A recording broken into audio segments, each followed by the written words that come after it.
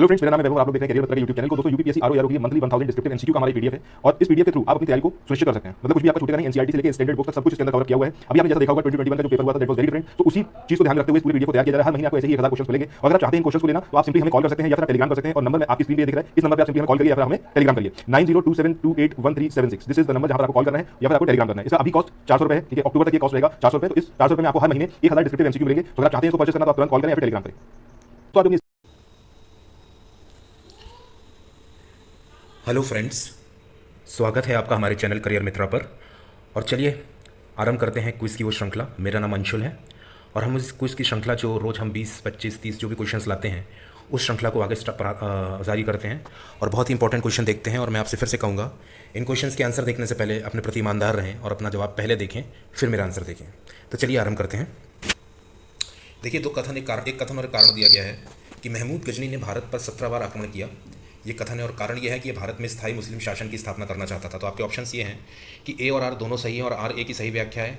Option दूसरा है ए और आर दोनों सही हैं परंतु आर ए की सही व्याख्या नहीं है। ऑप्शन 3 है कि ए सही है परंतु आर गलत है। और ऑप्शन 4 है ए गलत है परंतु आर सही। देखिए, गजनी ने 17 बार आक्रमण किया था, ये बात सही है, लेकिन इसका कारण ये था कि वह भारत में स्थायी मुस्लिम शासन की स्थापना करना चाहता था। ऐसा बिल्कुल नहीं है। तो इसका मतलब ऑप्शन 3 इसका सही होगा कि ए सही है परंतु आर गलत है। ठीक है, आगे बढ़ते हैं। निम्न में से कौन चंदेल शासक महमूद गजनबी से पराजित नहीं हुआ था? धंग, विद्याधर, जयशक्ति, डंग। तो इसका सही जवाब होगा, इंपॉर्टेंट क्वेश्चन है, विद्याधर। आगे बढ़ते हैं। महमूद गजनबी का दरबारी इतिहासकार कौन था? हसन निज़ामी, उतबी, फिरदौसी, चंदबरदाई। इसका सही जवाब होगा उतबी। आगे बढ़ते हैं। शाहनामा का लेखक कौन है? उतबी, फिरदौसी, अलबरूनी, बरनी। तो इसका सही जवाब होगा फिरदौसी। आगे का क्वेश्चन, पुराणों का अध्ययन करने वाला प्रथम मुसलमान कौन था? इंपॉर्टेंट क्वेश्चन है। आपके ऑप्शंस हैं अभी अबुल फजल, अब्दुल कादिर, बदायूनी, अल बरूनी, दाराशिको। तो इसका सही जवाब है अल बरूनी। आगे बढ़ते हैं। महमूद गजनी के साथ भारत में आने वाला प्रसिद्ध इतिहासकार कौन था? फरिश्ता, अल बरूनी, अफीफ या इब्न बतूता। इसका सही जवाब है अल बरूनी। आगे बढ़ते हैं।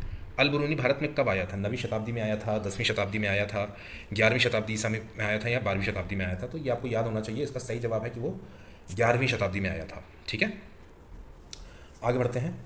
निम्नलिखित कथनों में से कौन अल बरूनी के संबंध में सही नहीं है? ध्यान दीजिएगा क्वेश्चन में, वो कह रहा है सही नहीं है। तो ये नहीं है पूछा है कि है पूछा है, ये क्वेश्चन को कम से कम 2-3 बार पढ़ने के बाद ही आप आगे बढ़ा करिए, नहीं तो कई बार गलतियाँ हो जाती हैं। अब कौन सा सही नहीं है? तो ऑप्शंस हैं कि वो एक धर्मनिरपेक्ष लेखक था, उसका ग्रंथ उस समय के जीवंत भारत से प्रभावित था, वह संस्कृत का विद्वान था, या वो त्रिकोणमिति का विशेषज्ञ था। तो देखिए, नीचे के तीनों ऑप्शंस जो हैं कि उसका ग्रंथ उस समय के जीवंत भारत से प्रभावित था, वो संस्कृत का विद्वान था, वो त्रिकोणमिति का विशेषज्ञ था, ये सारे ऑप्शन सही हैं, लेकिन वो एक धर्मनिरपेक्ष लेखक था नहीं। ये ऑप्शन सही नहीं है। इसका मतलब इसका आंसर होगा फर्स्ट। ठीक है, आगे बढ़ते हैं। निम्नलिखित में से किसने महमूद गजनी के हमले के बाद सोमनाथ मंदिर का पुनर्निर्माण किया? भीमराज प्रथम, भीमदेव, मूलराज, जयसिंह, सिद्धिराज। तो इसका सही जवाब होना चाहिए भीमदेव ने।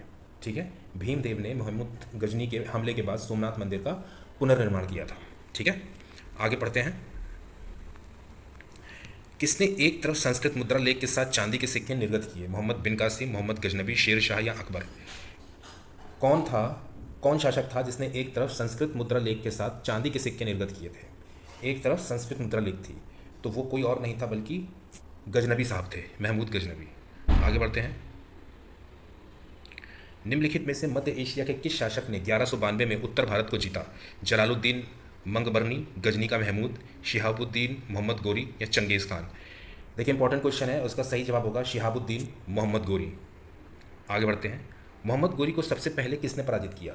इंपॉर्टेंट क्वेश्चन है। आपके ऑप्शंस हैं भीम द्वितीय, पृथ्वीराज चौहान, जयचंद या पृथ्वीराज द्वितीय। तो इसका सही जवाब होगा भीम द्वितीय। ठीक है, भीम 2।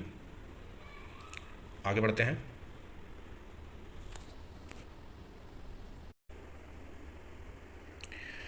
तो कथन है कि भारत पर तुर्की आक्रमण सफल हुए और उत्तर भारत में राजनीतिक एकता नहीं थी। कथन ए सही है और कारण आर दोनों सही हैं और आर ए की सही व्याख्या है, या कथन ए और कारण आर दोनों सही हैं परंतु आर ए की व्याख्या नहीं है, या कथन ए सही है परंतु कारण आर गलत है, या कथन ए गलत है किंतु कारण आर सही है। तो इसका सही जवाब होगा कि ए और आर दोनों सही हैं और आर ए की जो है वो सही व्याख्या है। ठीक है, आगे बढ़ते हैं। वास्को डी गामा कालीकट पर किस वर्ष में आया? 1350 एडी, 1498 एडी, 1530 एडी या 1612 एडी? इसका सही जवाब है 1498 एडी।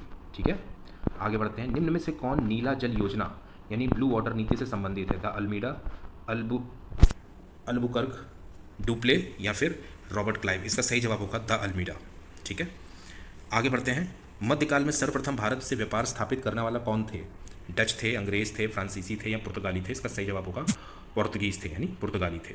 ठीक है, आगे बढ़ते हैं।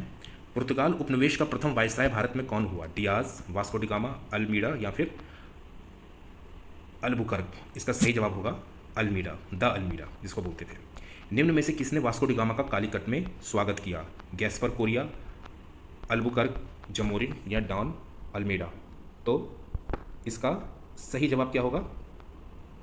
जमोरिन। जमोरिन वहाँ का राजा था जिसने इसको किया था। ठीक है, तो आशा करता हूँ आज का वीडियो आपको पसंद आया होगा और आप अपने प्रति ईमानदार रहे होंगे। आपने अपना प्रश्न का उत्तर पहले खुद लगाया होगा, उसके बाद मेरे उत्तर को सुना होगा, और इसी आशा के साथ कि आप अच्छा स्वाध्याय कर रहे होंगे, अच्छी लगन से पढ़ रहे होंगे और करियर मित्रा के प्रति आपने आस्था बनाई रखी होगी।